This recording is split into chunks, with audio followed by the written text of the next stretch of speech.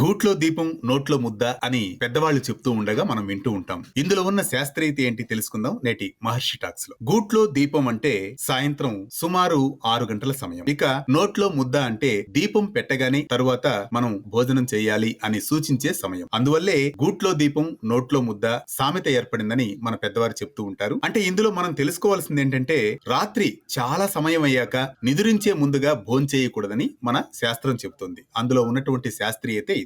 Late nights భోంచేస్తూ midnight biryani అని కొంతమంది అంటూ ఉంటారు. ఇవన్నీ అశాస్త్రీయాలు. ఎందుకంటే మన జీర్ణశక్తి సూర్యుడితో అనుసంధానమై ఉంటుంది. సూర్యుడు ఉన్నంత వరకే మన జీర్ణశక్తి చాలా చక్కగా పనిచేస్తుంది. అందువల్ల పెందల కాడనే ఎర్లీగానే భోంచేయాలని మన శాస్త్రం చెబుతోంది. నిద్రించే ముందు కనీసం 2 గంటల ముందుగా భోంచేయాలని మన ఆయుర్వేదం కూడా చెబుతోంది. ఇంట్లో వెలిగే దీపం ఇంటిని ప్రకాశింపజేస్తుంది. అలాగే నోట్లోకి వెళ్లే ముద్ద మన శరీరాన్ని పోషిస్తుంది. అందువల్లే దీపం పెట్టగానే సాయంత్రం పెందలకాడనే భోంచేయాలని సూత్రమే ఈ సామెత.